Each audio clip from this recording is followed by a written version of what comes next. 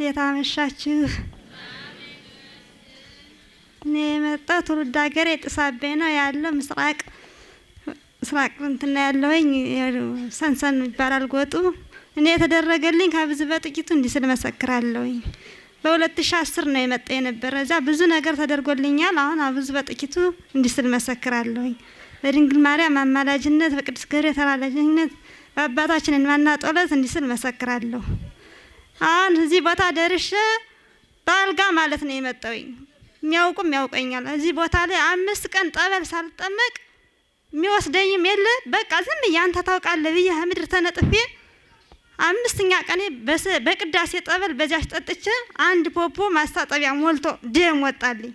ከዛ በኋላ ደግሞ ቁልቁል እያለ ደግሞ ብዙ ነገር ወጣልኝ። እዛ ሁሉ በሽታ የተፈውሸ ዛሬ ቁሜ እንደማንኛውም ታዩኛላችሁ። ለኔ ደረሰ ሁላችሁ ይረስላችሁ።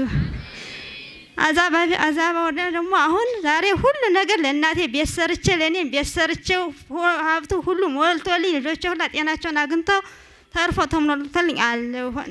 ደረሰ ለእናንተም ይረስላችሁ።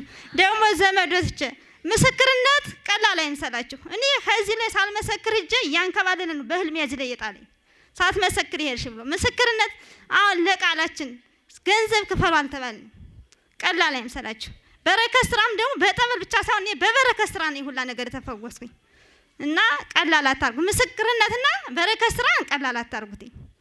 እና ከብዙ በጥቂቱ እንዲህ ስለመሰክራለሁ። ለኔ የደረሰ ሁላችሁም ይድረስላችሁ።